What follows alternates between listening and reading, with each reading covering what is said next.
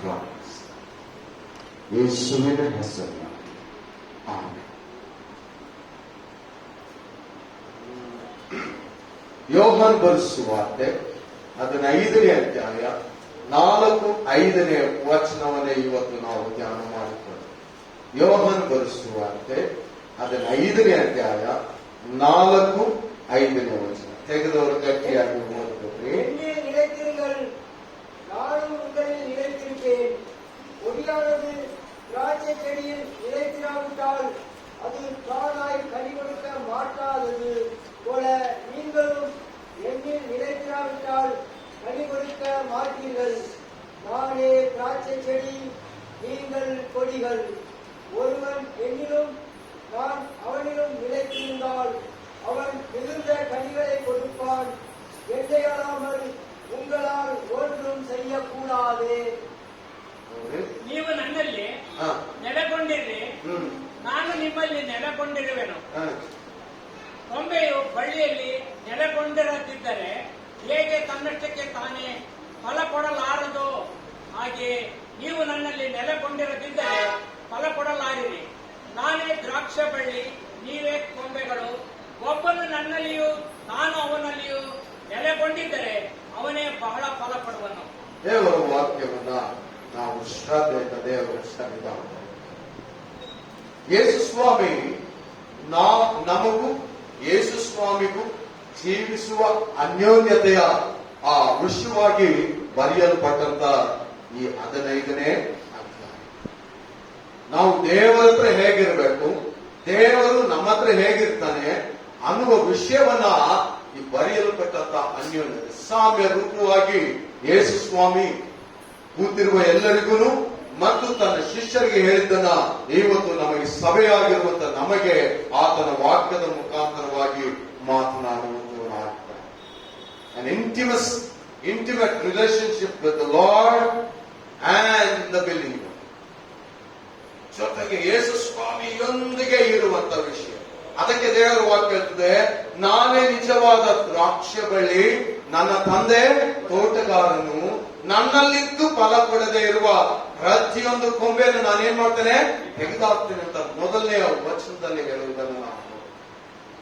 ಹಾಗಾಗಿ ಇವತ್ತಿನ ಧ್ಯಾನ ಭಾಗ ಏನಂದ್ರೆ, ಕ್ರಿಸ್ತನಲ್ಲಿ ನಾನು ನೆಲೆಗೊಂಡಿರುವಂತ, ದೇವರಲ್ಲಿ ನಾನು ಜೀವಿಸದ ವಿಷಯವಾಗಿ ಬರೆಯಲ್ಪಡುವುದನ್ನು ನಾವು ನೋಡೋಣ.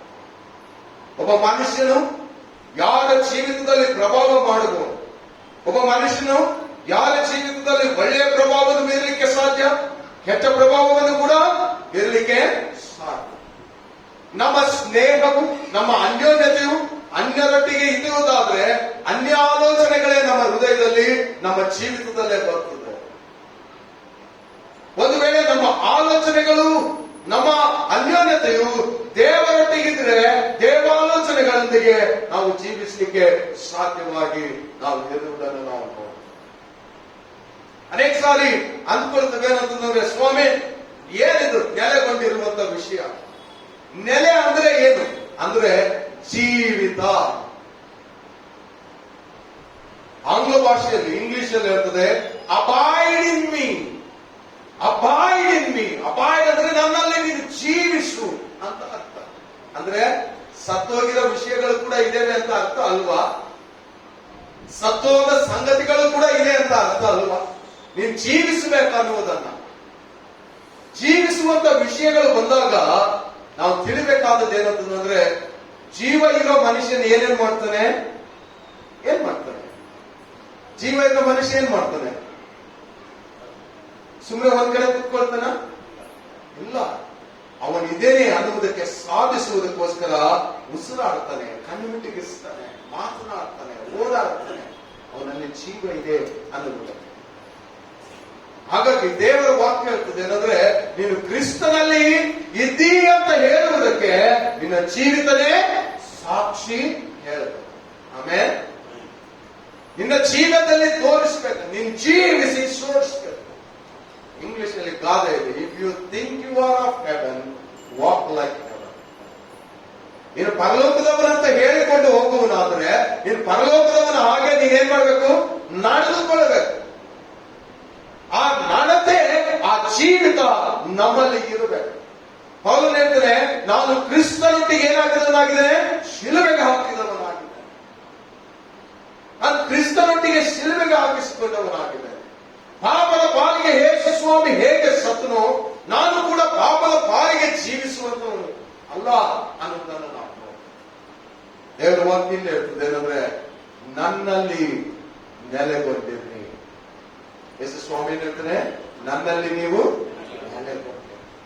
ನೆಲೆಗೊಂಡಿದ್ರೆ ನನ್ನಲ್ಲಿ ಜೀವಿಸಿರಿ. ಈ ಕೊಂಬೆ ನೋಡಿದ್ರೆ, ಹೌದಾ? ಕೊಂಬೆ ನೋಡಿದ್ರ? ಸತ್ತ ಕೊಂಬೆಗೂ ಜೀವಂತ ಕೊಂಬೆಗೂ ಏನ್ ವ್ಯತ್ಯಾಸ? ಸತ್ತ ಕೊಂಬೆ ಏನಾಗಿರ್ತದೆ? ಒಣಗಿ. ಜೀವಂತ ಕೊಂಬೆ ಏನಾಗಿರ್ತದೆ? ಹಸಿ ಅಂದ್ರೆ ಹಸಿ ಕಾಣೋದಿಲ್ಲ, ಆದ್ರೆ ಅದನ್ನ ಮುಟ್ಟಿದ ತಕ್ಷಣ ಗೊತ್ತಾಗ್ತದೆ ಇದು ಜೀವಂತ ಕೊಂಬೆ. ಕಾರಣ ಏನಂದ್ರೆ, ತನ್ನ ಅಸ್ತಿತ್ವವನ್ನ ತೋರಿಸ್ಬೋದು. ಆ ಕೊಂಬೆ ಏನ್ ಮಾಡ್ತದೆ? ತನ್ನ ಅಸ್ತಿತ್ವನ ಜೀವಿಸ್ತಾ ಇದ್ದೇನೆ ಅನ್ನೋದಕ್ಕೆ ತನ್ನ ಜೀವವನ್ನ ಏನ್ ಮಾಡ್ತದಂತೆ ತೋರಿಸಿಕೊಡ್ತದೆ. ನಾನು ಹಸುರಾಗಿದ್ದೇನೆ, ಹಸಿಯಾಗಿದ್ದೇನೆ. ಒಣಗಿದ ಸೌದೆ ಕರೆಯುವುದು ತುಂಬಾ ಸುಲಭನ, ಹಸಿ ಸೌದೆ ಕರೆಯುವುದು ತುಂಬಾ ಸುಲಭ? ಹೇಳ್ರಿ, ಹಸಿದ್ ಯಾಕೆ? ನೀರಿನ ಅಂಶ ಇರ್ತದೆ, ಕತ್ತಿ ಬೇಗ ಒಳಗಡೆ ಇಳಿತು. ಆದ್ರೆ ಒಣಗಿದ ಕೆಲವು ಸಾರಿ ಕ್ರೈಸ್ತನಿಗೆ ಎಷ್ಟೇ ದೇವರ ವಾಕ್ಯದಿಂದ ಬಡದ್ರು ನನ್ಗೆಲ್ಲ ಪಕ್ಕದವನಿಗೆ ಅಂತ ಅನೇಕ ಸಾರಿ ನಾವು ಜೀವಿಸಿದ್ದೇವೆ ಅಂತ ತೋರಿಸ್ಬೇಕು. ಅದು ನಮ್ಮ ತೋರಿಕೆಯಲ್ಲಿ ಕಂಡು ಬರ್ಬೇಕು. ತೋರಿಕೆ ಅಂದ್ರೆ ನಾಟಕ ತೋರಿಕೆ ಅಲ್ಲ, ಹೃದಯದಲ್ಲಿ ಏಸು ಇದ್ದಾನೋ ಅನ್ನೋದು ಗೊತ್ತಾಗುವಂಥದ್ದು ನಮ್ಮ ತೋರಿಕೆಯಲ್ಲಿ ಗೊತ್ತಾಗಬೇಕು.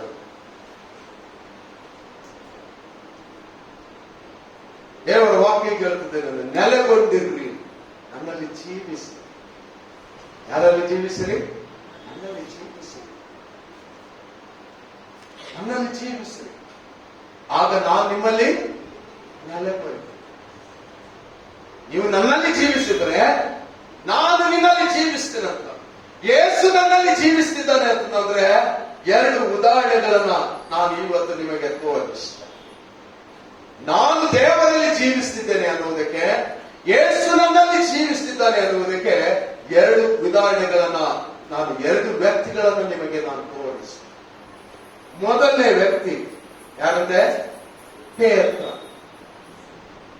ಮೊದಲನೇ ವ್ಯಕ್ತಿ ಯಾರಂತೆ? ಪೇತ್ರ. ಯೇಸು ಸ್ವಾಮಿ ಏನ್ ಮಾಡ್ದ? ಅಲ್ಲಗಳದು ಏನ್ ಮಾಡ್ದ?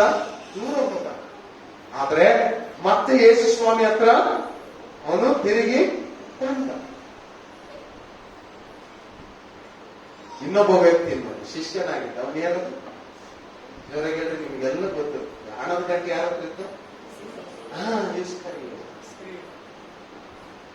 ಇಸ್ಕರಿಯೂದ ಏನು ಜೀವಿಸ್ತಾ ಇದ್ದ, ಆದ್ರೆ ಜೀವಿತ ಮಾತ್ರ ಒಣಗಿದ ಜೀವ. ಅವನು ತನ್ನ ಸ್ವಂತಕ್ಕೋಗಿ ಸ್ವಾರ್ಥಕ್ಕೋಸ್ಕರವಾಗಿ ಜೀವಿಸಿದ. ಪೇತ್ರ ಅಲ್ಲಗಲ್ಲ, ತಿರುಗಿ ಬಂದ. ಆದ್ರೆ ಇವನ ಯೇಸುವನ ಮುದ್ದಿಟ್ಟು ಕೊಂದನು. ಯಾರನ್ನ ಹಿಡಿದುಕೊಟ್ಟ? ಯೇಸುವನ ಏನಾಗಿ ಹಿಡಿದುಕೊಟ್ಟ? ಮುದ್ದಿಟ್ಟು ಹಿಡಿದುಕೊಟ್ಟ. ಅಂದ್ರೆ ಸಿಪಾಯಿ ಗೊತ್ತಿಲ್ವೇನು ಯೇಸು ಸ್ವಾಮಿ ಇವನೇ ಅಂತ ಗೊತ್ತಿಲ್ವೇನು? ಎಲ್ಲರೂ ಪ್ರಶ್ನೆ ಆಗ್ತದೆ. ಹುಷಾರಾಗಿರ್ಬೇಕು. ಇದನ್ನ ಕೇಳ್ಬೇಕು, ಇದನ್ನ ಗಟ್ಟಿಯಾಗಿ ಕೇಳ್ಬೇಕು. ಯೇಸು ಸ್ವಾಮಿ ಸಿಪಾಯಿ ಗೊತ್ತಿಲ್ವೇನು? ಪೊಲೀಸರಿಗೆ ಗೊತ್ತಿರ್ತಲ್ಲ, ಗೊತ್ತಿರುತ್ತೆ. ಆದ್ರೆ ಯಾಕೆ ಇವ್ನು ಹಿಡಿದುಕೊಡ್ಬೇಕು ಅಂತಂದ್ರೆ, ಒಂದು ವಿಷಯ ತಿಳ್ಕೊಳ್ರಿ. ಯಾರ ಹತ್ರ ಆದ್ರೂ ಹೋಗ್ಬೇಕಾದ್ರೆ ಖಾತ್ರಿ ಮಾಡ್ಕೊಳ್ಬೇಕು. ಏನ್ ಮಾಡ್ಕೋಬೇಕು? ಖಾತ್ರಿ ಇವನೇ ಅಂತ ಖಾತ್ರಿ ಮಾಡ್ಬೇಕು. ಹೋಗಿ ಯೇಸುವನ ಶಿಷ್ಯನೇ ಹೋಗಿ ಯಾರನ್ನು ಹಿಡಿದುಕೊಟ್ಟ? ಯೇಸುವನ. ಇಬ್ಬರು ಕೊಂಬೇಕಲ್ಲ. ಯೇಸು ಸ್ವಾಮಿಯಲ್ಲಿ ಇಬ್ಬರು ಯಾರು? ಒಂದು ಇನ್ನೊಂದು. ಆತನು ಯೇಸುವಲ್ಲಿ ಇದ್ದಾನೆ ಅಂತ ತೋರಿಸ್ತಾ ಇಲ್ಲ. ಅಲ್ಲಿ 1ನೇ ವಚನ, ನನ್ನಲ್ಲಿದ್ದು ಫಲ ಕೊಡದೇ ಇರುವ ಪ್ರತಿಯೊಂದು ಕೊಂಬೆನ ಏನ್ ಮಾಡ್ತೀನಿ ನಾನು? ಕಡಿದು ಹಾಕ್ತೀನಿ. ನನ್ನಲ್ಲಿದ್ದು ಪ್ರತಿಯೊಂದು ಕಾಲ ಕೂಡ ಯೇಸು ಸ್ವಾಮಿಯಲ್ಲಿ ನೀನಿದ್ದಿ ಅನ್ನುವಂಥದ್ದಕ್ಕೆ ಏನಂದ್ರೆ, ಯೇಸು ಸ್ವಾಮಿ ನಿನ್ನಲ್ಲಿ ಜೀವಿಸ್ತಿದ್ದಾರೆ ಅಂದ್ರೆ ಪೇತ್ರನು ಸಾಕ್ಷಿ. ಪೇತ್ರನು ಯೇಸುವನ್ನ ಅಲ್ಲಗಂದು ದೂರ ಹೋದ, ಆದ್ರೆ ಯೇಸುವಿನ ಸನ್ನಿಧಾನಕ್ಕೆ ಮತ್ತೆ ವಾಪಸ್ಸು ತಿರುಗಿ ಬಂದ. ಯೇಸು ಸ್ವಾಮಿ ಅವನ ಜೀವಿತದಲ್ಲಿದ್ದಾಗ ಪೇತ್ರನು ನಡೆದಾಡುವಾಗೆಲ್ಲ ಏನಾಗ್ತಿತ್ತಂತೆ? ಅದ್ಭುತಗಳು. ಆಮೇಲೆ ದೇವರು ನಿನ್ನಲ್ಲಿ ಇದ್ದಾನೆ ಅನ್ನೋದನ್ನ ಸೂಚನೆ ಏನಂತಂದ್ರೆ, ನೀನು ದೇವರಲ್ಲಿ ಇದೆಯಾ ಅನ್ನೋ ಸೂಚನೆ ಏನಂದ್ರೆ, ನೀನು ದೇವರ ವಾಕ್ಯವನ್ನ ಕೈಗೊಂಡು ಅದರಂತೆ ನೀನು ನಡೆಯುವ ಕಾಲವೆಲ್ಲ, ದೇವರನ್ನು ಪ್ರೀತಿಸಿ ನಡೆಯುವ ಕಾಲವೆಲ್ಲ ನೀನು ಕ್ರಿಸ್ತನಲ್ಲಿ ಇದ್ದಿ ಅನ್ನುವಂತ ಅರ್ಥ.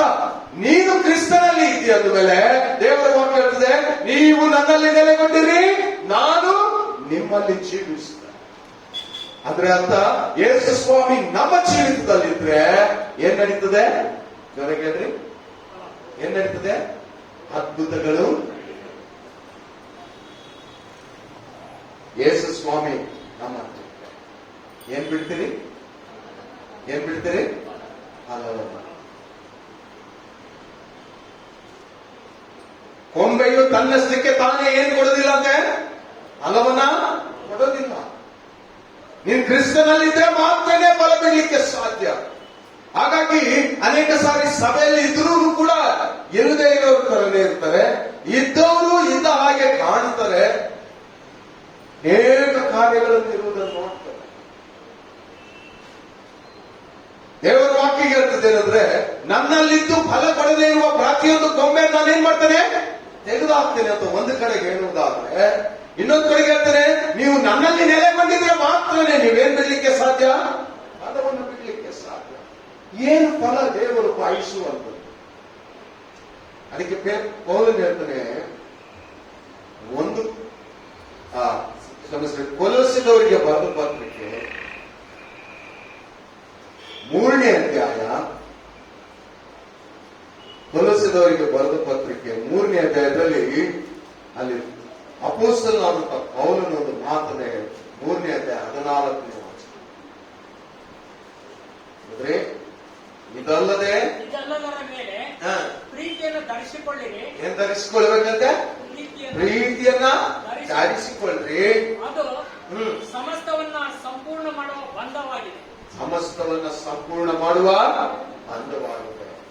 ಕೆಳಗಡೆ ಆತನ ಹೇಳ್ತಾನೆ ಏನಂದ್ರೆ, ಏನು ನಿಮ್ಮಲ್ಲಿ ವಾಸವಾಗಿರಲಿ ಎಂಬುದಾಗಿ ಹೇಳ್ತಾನೆ 16ನೇ ವಚನದಲ್ಲಿ.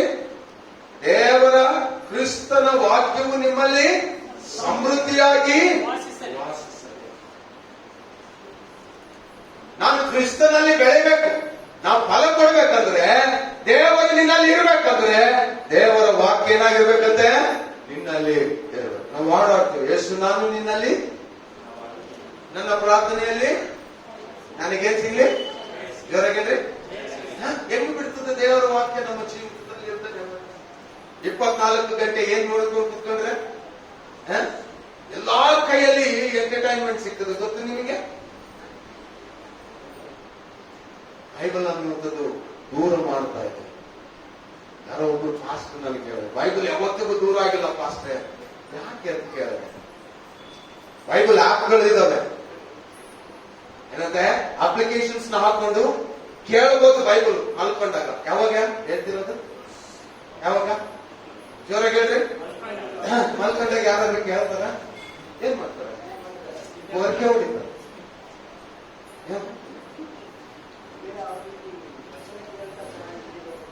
ಕೇಳಿದಾಗ ನಿದ್ದೆ ಹೋಗ್ತದೆ. ಇದು ಅನುಭವ. ಏನ್ ಮಾಡಕ್ಕಾಗಲ್ಲ. ಸರಿ ಸರಿ. ಕೆಲವರಿಗೆ ಏನಂತಂದ್ರೆ, ಕೆಲವರಿಗೆ ನಿದ್ದೆ ಬಂದಾಗ, ಕೆಲವರಿಗೆ ಇನ್ನೊಂದು ವಿಷಯ ಗೊತ್ತಾ, ನಿದ್ದೆ ಬರೋದಕ್ಕೋಸ್ಕರ ದೇವರ ವಾಕ್ಯ ಹಾಕ್ತಾರೆ. ಅದೇನೋ ಒಂಥರ ಸ್ಲೀಪಿಂಗ್ ಪಿಲ್ಸ್ ಇದ್ದಂಗೆನೆ, ಗೊರಕೆ ಹೊಡಿಯಕ್ಕೇನೋ ಇದ್ದಂಗೆ. ಅದೇನು ದೇವರ ವಾಕ್ಯ ಒಳಗಡೆ ಹೋಗ್ತದೇನು? ನನಗೆ ಕೇಳಿದ್ರೆ ನೀವು ಅದು ಕೇಳಬಹುದು, ಓದಬಹುದು. ನಾನಂದೆ ಇವೆಲ್ಲ ನೀವು ಸತ್ಯವಾಗ್ಲೂ ಹೇಳ, ಯೇಸು ಸ್ವಾಮಿ ಸೇವಕನಾಗಿ ಸತ್ಯವಾಗಿ ಹೇಳ, ಇವನ್ನೆಲ್ಲ ನೆಟ್ಟಿಗೆ ನೀನ್ ಮೊಬೈಲ್ ಅಲ್ಲಿ ಮಾಡ್ತೀಯ ಅಂತ ಕೇಳಿದೆ. ಸುಮ್ಮನೆ ಆಗ್ಬೋದ? ಮೌನಂ ಸಮ್ಮತಿ ಲಾಕ್ಷಣ್ಯ. ದೇವರ ವಾಕ್ಯ ನಮ್ಮಲ್ಲಿ ಇರಬೇಕು. ನಾನು ನೆಲೆ ಆಗಿದ್ದೇನೆ ಅನ್ನೋದಕ್ಕೆ ಸಾಕ್ಷಿ ಏನಂದ್ರೆ ದೇವರ ವಾಕ್ಯ. ಕೆಲವರಿಗೆ ದೇವರ ವಾಕ್ಯ ನೆಲೆ ಆಗಿರ್ತದೆ, ಆದ್ರೆ ಫಲ ಏನ್ ಮಾಡ್ಲಿಕ್ಕೆ ಆಗ್ತಾ ಇಲ್ಲ, ಬಿಡ್ಲಿಕ್ಕೆ ಆಗ್ತಾ ಇಲ್ಲ. ನಿಮಗೆಲ್ಲರಿಗೂ ಗೊತ್ತಾ, ಒಂದ್ಸಾರಿ ಒಬ್ಬ ಪಾಸ್ಟರ್ ಆಂಧ್ರದಲ್ಲಿದ್ವಿ, ಪ್ರಭಾಕರ್ ರಾವ್ ಅಂತಂದೇಳಿ ಪಾಸ್ಟರ್. ನಾನು ಏನ್ ಮಾತಾಡಿದ್ರು ಅದಕ್ಕೆ ಸಣ್ಣದೊಂದು ರೆಫರೆನ್ಸ್ ಯಾರು, ಇದು ಇಲ್ಲಿ ಬರುತ್ತೆ, ಇದು ಇಲ್ಲಿ ಬರುತ್ತೆ, ಎಲ್ಲಿ ಬರುತ್ತೆ ಎಲ್ಲ ಗೊತ್ತಿರ್ಬೇಕು. ಇಷ್ಟು ವಾಕ್ಯದ ಜ್ಞಾನ ಐತಿ ಮನುಷ್ಯನಿಗೆ ಅಂತ ಹೇಳಿ ನಾವು ಸುಮ್ಮನೆ ಒಂದ್ಸಾರಿ ನೋಡಿದ್ರೆ ಜೀವಿತದಲ್ಲಿ ಆ ವಾಕ್ಯ ಇಲ್ಲೇ ಇಲ್ಲ. ಅದಕ್ಕೆ ನಾನು ಹೇಳಿದೆ, ನಿಮಗೆ ಗೊತ್ತಾ, ದೆವ್ವದ ಬಾಯಲ್ಲಿ ಏನಿದೆ, ನಿನಗಿಂತ ಚೆನ್ನಾಗಿ ದೆವ್ವ ಕೂಡ ಏನ್ ಮಾಡ್ತದೆ, ರೆಫರೆನ್ಸ್ ರೆಫರೆನ್ಸ್ ರೆಫರೆನ್ಸ್. ರಕ್ಷಣೆ ಹೊಂದದೇ ಇರುವಂತ ಮನುಷ್ಯನಲ್ಲಿ ದೇವರ ವಾಕ್ಯ ಬಂತಂದ್ರೆ ಅದು ಯಾರು ಬಂದಾರ ಅಂತ ಅರ್ಥ? ದೆವ್ವದ ವಾಕ್ಯ ಅಂತ ಹೇಳಿಲ್ವಾ? ತೋರಿಸ್ತೀನಿ ಬೈಬಲ್. ದೆವ್ವ ಕೂಡ ಹೇಳ್ತದೆ, ಏನಂತ ಹೇಳ್ತದೆ, ಅದಕ್ಕೂ ಗೊತ್ತು ರೆಫರೆನ್ಸ್, ಅದು ಚೆನ್ನಾಗಿ ಹೇಳ್ತದೆ. ಆದ್ರೆ ವಾಕ್ಯ ಎಲ್ಲಿರ್ಬೇಕಂತೆ, ನಿನ್ನ ಜೀವಿತದಲ್ಲಿ ನೆಲೆಯಾಗಿ. ಅದಕ್ಕೆ ಹೇಳ್ತೀನಿ ಏನಂದ್ರೆ, ಕ್ರಿಸ್ತನನ್ನ ಧರಿಸಿಕೊಳ್ಬೇಕು. ಯಾರನ್ನ ಧರಿಸಿಕೊಳ್ಬೇಕಂತೆ? ಗಲಾತ್ಯದವರಿಗೆ ಬರೆದ ಪತ್ರಿಕೆ 2ನೇ ಅಧ್ಯಾಯ 20ನೇ ವರ್ಷ. ಗಲಾತ್ಯ 2ನೇ ಅಧ್ಯಾಯ 20ನೇ ವರ್ಷ. ತೆಗೆದವರು ಗಟ್ಟಿಯಾಗಿ ಹೋದ್ರಿ.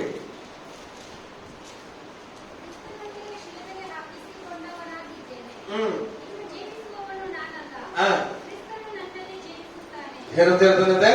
ಕ್ರಿಸ್ತನೊಟ್ಟಿಗೆ ನಾನೇನಾಗಿದ್ದೇನೆ? ಶಿಲುಬೆಗೆ ಹಾಕಿಸಿಕೊಂಡಿದ್ದೇನೆ. ಜೀವಿಸುವವನು ಯಾರು ನನ್ನಲ್ಲಿ ಜೀವಿಸ್ತಾ ಇದ್ದಾರೆ?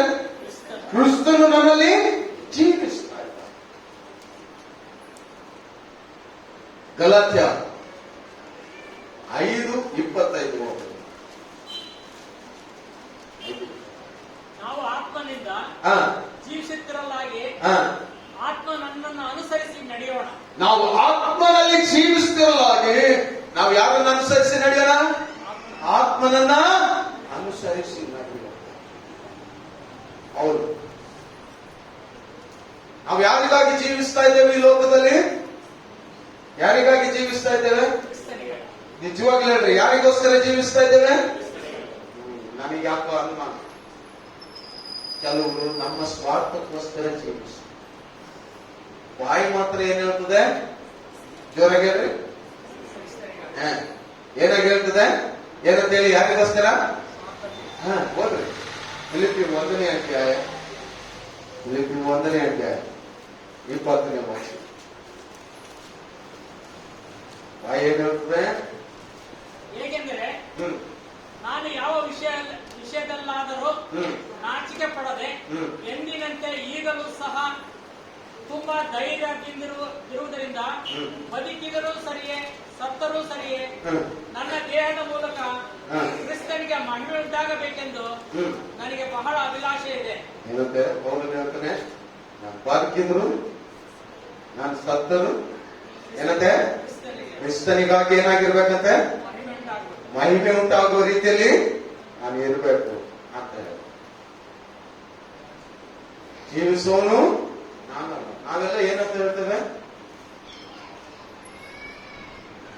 ಜೀವಿಸುವವನು ಕ್ರಿಸ್ತನ ಅಲ್ಲ. ಜೀವಿಸುವನು ಯಾರಲ್ಲ? ಜೊರಗಿಡ್ರಿ, ಕ್ರಿಸ್ತನ ಅಲ್ಲ.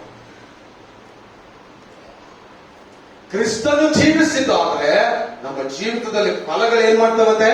ಕಂಡು ಬರ್ತವೆ. ದೇವರು ನನ್ನಲ್ಲಿ ನೆಲೆಗೊಂಡಿದ್ದಾನೆಂದ್ರೆ ಆ ಫಲಗಳು ನನ್ನಲ್ಲಿ ಏನ್ ಮಾಡ್ತವೆ? ಕಂಡು ಬರಲಿಕ್ಕೆ ಶುರು ಮಾಡಿ.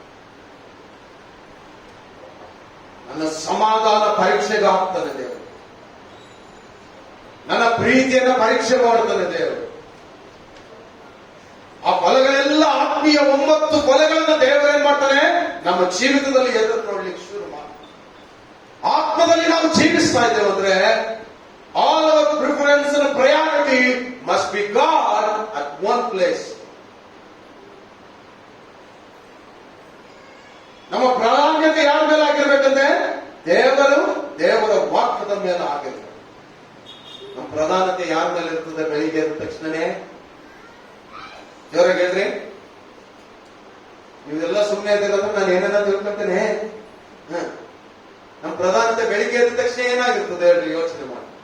ನಿಜವಾಗ್ಲೂ ನಿಮ್ ಮೈಂಡ್ ಏನ್ ಯೋಚನೆ ಮಾಡುತ್ತದೆ ಅಂತ ಹೆಣ್ಮಕ್ಳು ಆದ್ರೆ ಬೆಳಿಗ್ಗೆ ಇಡ್ಲಿ ಮಾಡ್ಲ, ಸಾಂಬಾರ್ ಮಾಡ್ಲ, ಇಲ್ಲ ಏನ್ ಹೇಳಿದ್ರು ಅವ್ರಿಗೆ ಇದನ್ ಮಾಡ್ಲ ಅಂತ. ಗಂಡು ಮಕ್ಕಳಾದ್ರೆ ಏನಂತೆ, ಯಾರಿಗೆ ಸಾಲ ಕೊಡ್ಬೇಕಾಗ ಅವನು ಯಾವಾಗ ಬಂದ್ಬಿಟ್ಟಾನ, ನಾನು ಯಾವ ದಾರಿಯಿಂದ ಓಡೋಗ ಇಲ್ಲ. ನಿಜ, ಸುಳ್ಳಲ್ಲ, ಅದನ್ನ ಮಾಡಿದೀನಿ, ಅದಕ್ಕೆ ಹೇಳ್ತಾ ಇದ್ದೀನಿ. ಹಿಂಗೆ ಹೇಳ್ಬಿಟ್ಟೆ ಸರ್, ಬ್ಯಾಂಕಿದೆಲ್ಲ ಹಿಂಗೆ ಹೇಳ್ತಾ ಇದ್ದೀನಿ. ಇವತ್ತು ಏನೇನ್ ಮಾಡ್ಬೇಕು? ಇವಾಗ ಏನ್ ಮಾಡ್ಬೇಕು? ಸಂಘ ಅಂತ ಬಂದದ್ದು ಮಂಗ ಬೆಳಗ್ಗೆ ಭಾನುವಾರ ತಕ್ಷಣ ಸಾಕದು ಯೋಚನೆ ಬರ್ತದೆ ನೋಡ್ರಿ. ಹಂಗಾಗಿ ಸಭೆಗೆ ಬರೋಕೆ ಕಡಿಮೆ ಆಗ್ತದೆ ಜನಸಂಖ್ಯೆ. ಕಾರಣ ಏನಂದ್ರೆ ಈ ಮಂಗ ಎಲ್ಲಾ ತಲೆಗೆ ಹೋಗ್ಬಿಟ್ಟದು. ಏನಂದ್ರೆ ಸಂಘಕ್ಕೆ ಹೋಗ್ಬೋದು. ಏನ್ ಕೊಡ್ತಾನ ಅವನು? ಜರಗಿಳಿ ಏನ್ ಕೊಡ್ತಾನ? ಏನ್ ಪುಕಟೆ ಕೊಡ್ತಾನೆ? ಏನು ಅದಕ್ಕೆ ಸೇರಿಸ್ಕೊಂಡು ನಾವು ಕ್ರಿಸ್ತನಿಗಾಗಿ ಜೀವಿಸುವುದಾದ್ರೆ ಕ್ರಿಸ್ತನಿಗಾಗಿ ಮಾತ್ರ ಅಂತ ಹೇಳಿದ್ರೆ ನೀವು ಯಾವ ಏನ್ ಮಾಡೋದಿಲ್ಲ, ನಮ್ಮ ತಲೆಗೆ ಬರೋದಿಲ್ಲ. ಬೆಳಿಗ್ಗೆ ಎದ್ದ ತಕ್ಷಣ ಮೊಣಕಾಲು ನಾನಾಗೆ ಹೋಗ್ತದೆ. ಅಪ್ಪ, ಈ ದಿವಸಕ್ಕಾಗಿ ನಿನಗೆ, ಈ ದಿವಸ ನನಗೆ ಪ್ರೀತಿ ಮಾಡಿ ಕೊಟ್ಟಿದ್ದೀನಿ, ಈ ದಿವಸ ನಿನಗೆ ಮೆಚ್ಚುಗೆಯಾಗಿ ಬಾಳಲು. ಬೆಳಿಗ್ಗೆ ಎದ್ದ ತಕ್ಷಣ ಅಪ್ಪ 2 ಪ್ರಾರ್ಥನೆ ಇರ್ತವೆ, ಯೋಚನೆ ಮಾಡ್ತಾರೆ. ಬೆಳಿಗ್ಗೆ ಎದ್ದ ತಕ್ಷಣ ಎಷ್ಟು ಪ್ರಾರ್ಥನೆ ಇರ್ತವೆ? 2ರಿಗೆ ಯಾವ್ದು ಮಾಡಿದಿರಿ ನಾನು ಹೇಳಕ್ ಹೋಗಲ್ಲ, ನೀವೇ ಚೆಕ್ ಮಾಡ್ತಾರೆ. ಎದ್ದ ತಕ್ಷಣ ಅಪ್ಪ ಈ ದಿವಸಕ್ಕಾಗಿ ಸ್ತೋತ್ರ, ಈ ದಿವಸ ನನಗೆ ಕೊಟ್ಟಿದ್ದೀರಿ, ನಿನಗೆ ಸ್ತೋತ್ರ. ಈ ದಿವಸ ಬರೋ ಕಷ್ಟಕ್ಕೆಲ್ಲ ಏನ್ ಕೊಡು? ಜೊರೆಗೆ ಏನ್ ಕೊಡು? ಪರಿಹಾರ ಕೊಡು. ಇವತ್ತು ಸಾಲಗಾರರು ಬರ್ತಾರೆ, ಅವ್ರಿಗೆ ಏನ್ ಹೇಳ್ಬೇಕಂತ ನನಗೆ ಗೊತ್ತಿಲ್ಲ, ನೀನೇ ಹೇಳಿ. ಸುಳ್ಳು ಹೇಳಿದ್ರೆ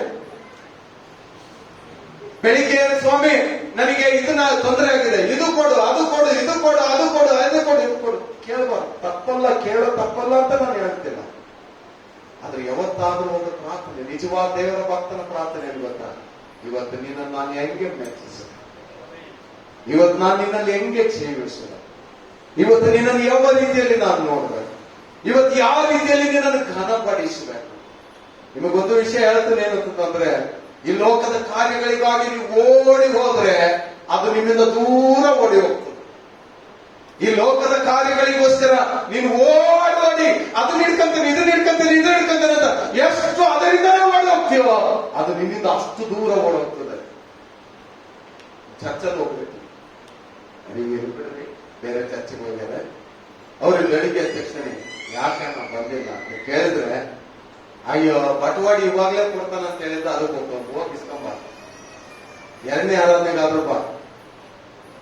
2ನೇ ಆರಾಧನೆಗೆ ಆಮೇಲೆ ಅನ್ನುವಾಗ ಈ ಕೈ ಕಣ್ತಕ್ಕೆ ನೋಡ್ತೀನಿ ಈ ವ್ಯಕ್ತಿ ಆತ ಏನಣ್ಣ ಆಮೇಲೆ ಬಂದ್ಬಿಟ್ಟಿರಲ್ಲ ಅಂತ ಕೇಳಿದಕ್ಕೆ ಅವ್ರು ಹೇಳಿದ್ದೇನು ಗೊತ್ತಾ? ಒಳ್ಳೆ ಅವ್ರೇನ್ ಮಾಡ್ಲಿಲ್ಲ, ಕಾಡಿಸಿ ಕಳಿಸಿ ನೀನ್ ಬಟವಾಡಿ ಏನು ಖಾಲಿ ಕೈಯಲ್ಲಿ ಬರು, ದೇವರಿಲ್ಲ, ಯಾವ ಆರಾಧನೆ ಇಲ್ಲ, ವಾಕ್ಯ ಇಲ್ಲ, ಏನಿಲ್ಲ. ಓಡ್ತಿರೋದು ಎದರಿಂದ?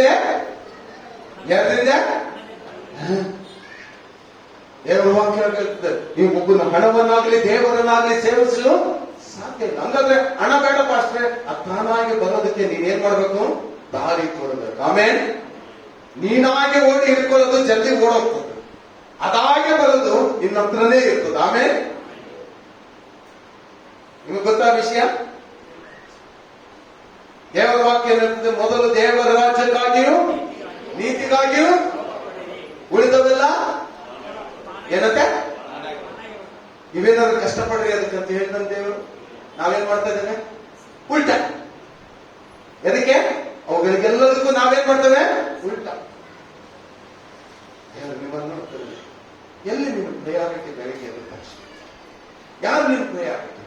ದೇವರ ವಾಕ್ಯ ಎಷ್ಟು ದೇವರ ವಾಕ್ಯ ನಿನ್ನಲ್ಲಿದೆ, ಆ ವಾಕ್ಯ ನಿನ್ನಲ್ಲಿ ಎಷ್ಟು ಬೇರೂರಿದೆ, ಅದನ್ನು ಎಷ್ಟು ಪ್ರಯತ್ನ ಮಾಡುತ್ತೆ. ಬೆಳಿಗ್ಗೆ ನಾನು ಪ್ರಾರ್ಥನೆ ಮಾಡ್ಬೇಕಾದ್ರೆ ಹೇಳಿದೆ, ಸ್ವಾಮಿ ಇವತ್ತಿನ ದಿನ ನಿನಗೆ ನಂಬಿಗಸ್ತಕನಾಗಿ ಜೀವಿಸುವಂಗೆ ಸಹಾಯ, ಇವತ್ತಿನ ದಿವಸ ಸುಳ್ಳಿಲ್ಲದಂಗೆ ಜೀವನ ಮಾಡಕ್ಕೆ ಸಹಾಯ, ಇವತ್ತಿನ ದಿವಸ ನಿನ್ನ ವಾಕ್ಯ ಓದಿದ್ದನ್ನ ಪಾಲನೆ ಮಾಡುವಂತೆ ನಿನ್ನ ಕೃಪೆಯನ್ನು ನನಗೆ ಅನುಗ್ರಹಿಸಿ. ಯಾಕಂದ್ರೆ ನಾನು ಮನುಷ್ಯ, ತಪ್ಪಿದ್ದೇನೆ, ನಿನ್ನ ಕೃಪೆನಲ್ಲಿ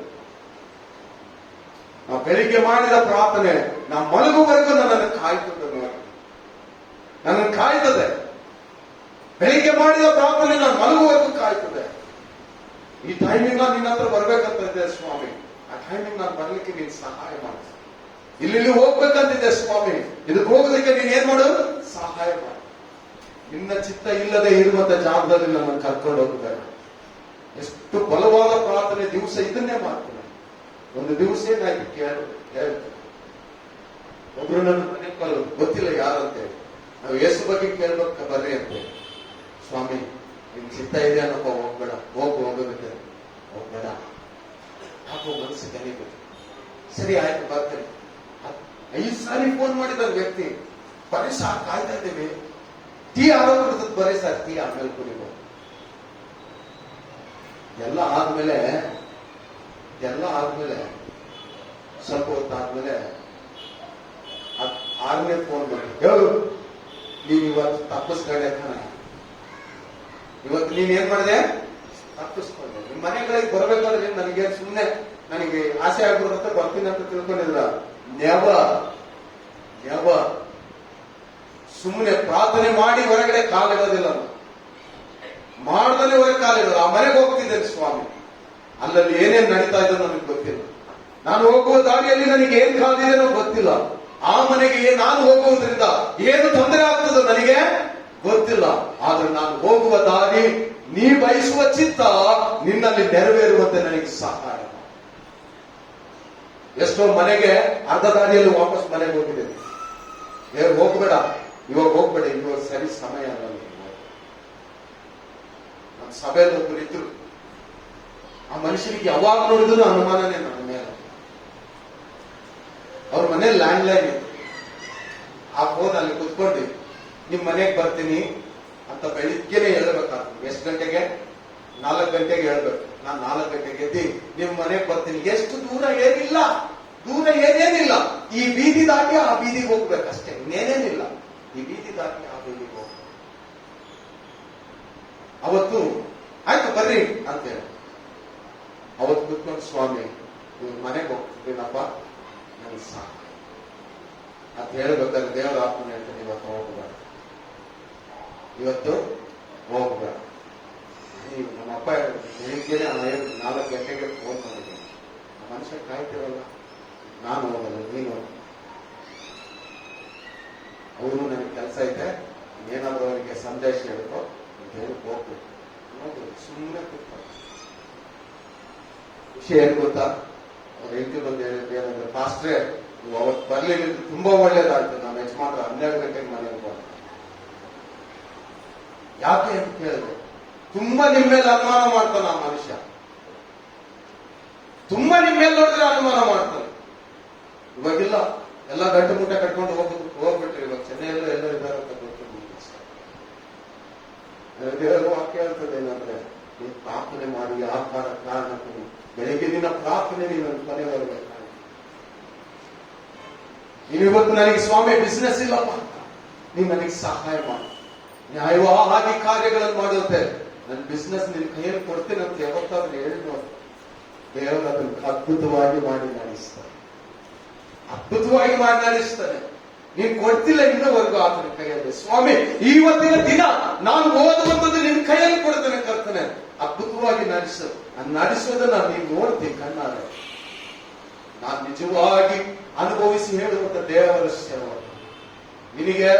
ನಿಮಗೆ ದೇವರ ವಾಕ್ಯ ಹೇಳುವುದಕ್ಕಿಂತ ಮುಂಚೆ ನನಗೆ ನಾನು ಬೋಧಿಸಿಕೊಂಡು ನಾನು ಇಲ್ಲಿ ಬಂದು ನಿಂತ್ಕೊಳ್ತೇನೆ ಬಿಟ್ಟು ಬೇರೆ ವಿಷಯವಾಗಿ ನಾನು ಹೇಳೋದು.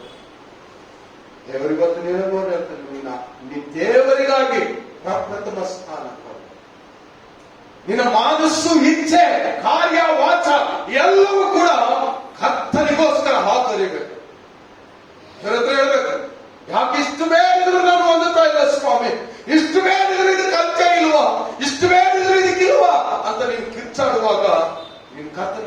ಮಾಡುವಾಗ ದೇವರು ಹೇಳ್ತಾನೆ ಏನಂದ್ರೆ ನಿನ್ನ ಪ್ರಯಾರಿಟಿಗಳು ಏನಾಗಿದೆ, ಈ ಲೋಕ ಸಂಬಂಧವಾಗಿದೆ. The things of this world has become your prime priority. ಹೇಳ್ಬೇಕು ಸ್ವಾಮಿ, ಜೀವಿಸುವುದಾದ್ರೆ ಯಾರಿಗೋಸ್ಕರವಾಗಿ?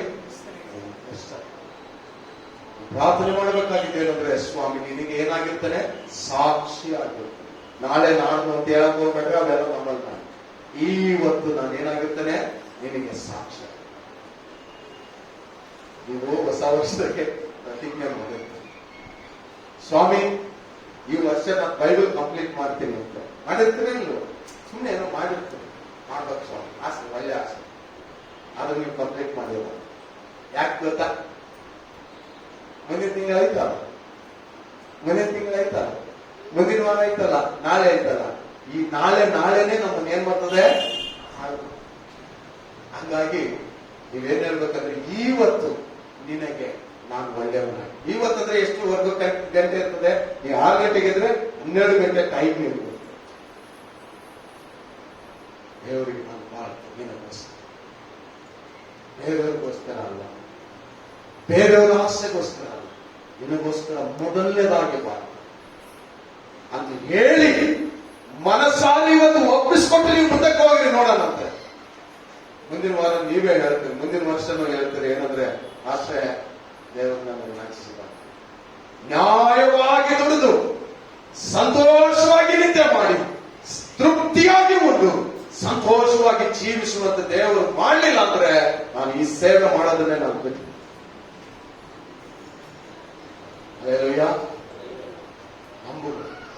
ನಂಬಿದ್ರೆ ದೇವರ ಮಹಿಮೆನ ಅದನ್ನು ನೀವು ಮಾಡಬೇಕಾಗಿದೆ ಅಂದ್ರೆ ಕರ್ತನ ಹತ್ರ ನನ್ನನ್ನು ಒಪ್ಪಿಸಿ. ನೀನ್ ಫಲ ಬಿಡಬೇಕು. ಏನ್ ಬಿಡುವುದು? ಎಂತ ಕೊಂಬೆ ಆಗ್ಬೇಕಂತ ನೀನು ಫಲ ಬಿಡ್ಬೇಕು. ಯೇಸು ಸ್ವಾಮಿಗೆ ಹಸಿವಾಯ್ತು ಒಂದು ಸಾಲ, ಬೆಪ್ಪೆಯಿಂದ ಬೆತ್ತಗೆ ಬರ್ಬೇಕಾದ್ರೆ ಹಸಿ ಆಯ್ತು. ಹಸಿವೆ ಆದ ತಕ್ಷಣ ನಿಂತು ಬಿಟ್ನಂತ. ಎಲ್ಲಿ? ಅಂಜೂರದ ಮರದ ಹತ್ರ ನಿಂತು ಬಿಟ್ನ. ಅಂಜೂರದ ಮರದ ಹತ್ರ ನಿಂತ್ರೆ ಎಲ್ಲ ಏನಾಗಿದಂತೆ? ಹಸುರಾಗಿದೆ. ಈ ಎಲೆ ಏನಾಗಿದಂತೆ? ಹಸುರಾಗಿದೆ, ಭಯಂಕರ ಹಸುರಾಗಿದೆ.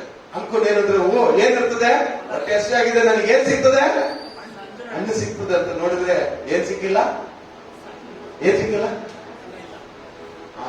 ಆ ಮರ ನೀನಾಗಿರ್ತ. ಎಲೆ ತುಂಬ ಫಲ ಕೊಡದ ಅಂಜೂರದ ಮರವು ನೀನಾದಾಗ್ಯು. ದೇವ್ರ ಹೇಳ್ತಾರೆ, ಎಲೆ ತುಂಬ ಫಲ ಕೊಡದ ಅಂಜೂರದ ಮರವು ನೀನಾದಾಗ್ಯು. ಈ ವರ್ಷ ಫಲ ಕೊಟ್ಟರೆ ಉತ್ತಮ ಫಲವನ್ನು ಕೊಡುತ್ತಿರುವೀಯ. ಆಳಕ್ಕೆ ಬೇರೂರಿ ಬೇಲಕ್ಕೆ ಫಲ ಕೊಡುವಿ. 160, 30 ಆದರೂ ಹೆಚ್ಚಾಗಿ ಫಲ ಕೊಡುವುದು. ನಮ್ಮ ಮನೆ ಹತ್ರ ಮರ ಬಂದು ಬಿಡ್ತದೆ.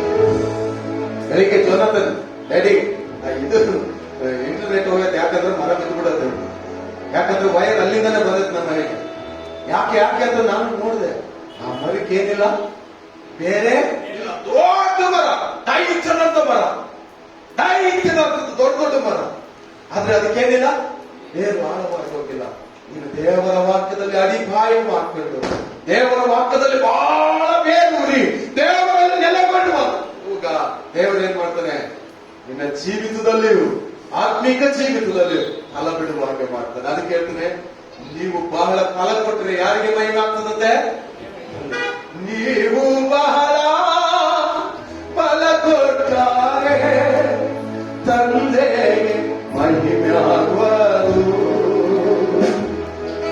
ಈ ರೀತಿಯಾಗಿ ಫಲ ಕೊಟ್ಟರೆ ಕರ್ತನ ಶಿಷ್ಯರಾಗಿ. ಏನ್ ಫಲ ಬಿಡಬೇಕು? ಬೇರೆ ಯಾವ ಫಲ ಅಲ್ಲ. ಸೀತಾಫಲ, ಆಪಲ್, ಪೈನಾಪಲ್ ಅಲ್ಲ. ಯಾವುದು? ಆತ್ಮೀಕ 9 ಫಲ. ನಿಮಗೆ ಗೊತ್ತಿಲ್ಲ ಅಂದ್ರೆ ಮನೆಗೆ ಹೋಗಿ ಹೋದ್ರಿ ಈ ಫಲಗಳಲ್ಲಿ. ಎಷ್ಟನೇ ಅಧ್ಯಾಯ? ಗಲಾತ್ಯ 5:22. 5:20 ಮನೆಗೆ ಹೋಗು. ಆ ಫಲ ನಾನು ಬಿಡ್ತಾ ಇದ್ದೇನ? ಇವತ್ತು ಒಂದು ಫಲ ಮಿಸ್ ಆಗ್ತಾ ಇದ್ದೇನ ಅಂದ್ರೆ ಅರ್ಥ ಏನಂತ ಹೇಳಿ ಕರ್ತನ ಹತ್ರ ಕೇಳ್ಬೇಕು. ಇವತ್ತು ಹೇಳ್ಬೇಕು, ಸ್ವಾಮಿ ನಾನು ಆಳಕ್ಕೆ ಬೇಯ ಬರುತ್ತೇನೆ. ಏನಂತ ಹೇಳ್ಬೇಕು? ಅವಾಗ ನಿನಗೆ ಹಿಂಸೆ ಬಂದ್ರು, ಬಾಧೆ ಬಂದ್ರು, ಕಷ್ಟ ಬಂದ್ರು, ಏನೇ ಬಂದ್ರು ಯಾರನ್ನ ಬಿಡೋದಿಲ್ಲ? ಜೊರೆಗೆ ಯಾರನ್ನ ಬಿಡೋದಿಲ್ಲ? ಯೇಸುವನ್ನ ಬಿಡೋದಿಲ್ಲ. ಎದ್ದು ನಿಂತ್ಕೊಳ್ಳಿ.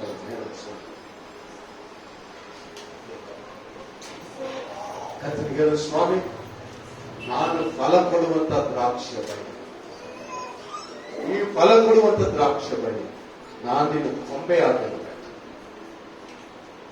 ನಾನು ಫಲ ಕೊಡುವಂತ ಕೊಂಬೆ ಆಗಿರಬೇಕು. ಎಷ್ಟು ಜನಕ್ಕೆ ಫಲ ಕೊಡಬೇಕಂತ ಇಷ್ಟ ಇದೆ? ಕೈ ಎತ್ತಿ ನೋಡಿ.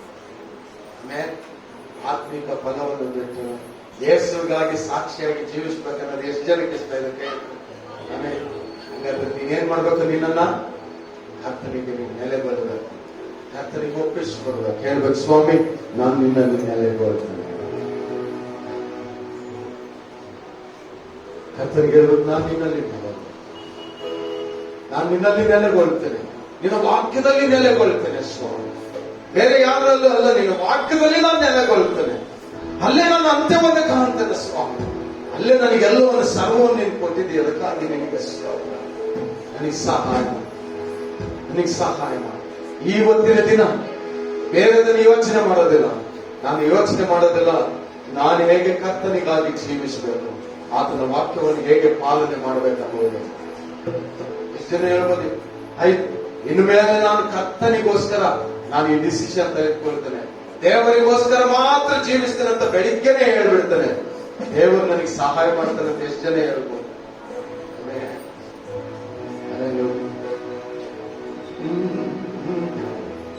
ವಾಕ್ಯವಾಗಿ ಬಂದರು ಆತನೇ ನಿಜವಾದ ದ್ರಾಕ್ಷೆ ಬಳ್ಳಿ. ವಾಕ್ಯವಾಗಿ ಬಂದರು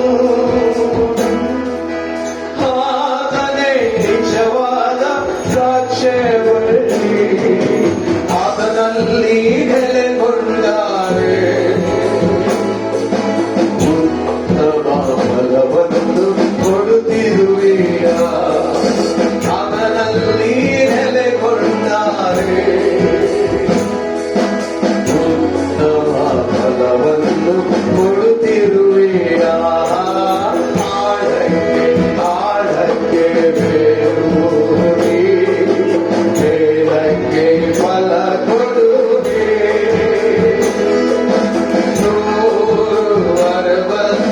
160 ಆದರೂ ಹೆಚ್ಚಾಗಿ ಫಲ ಕೊಡುವೆ. 160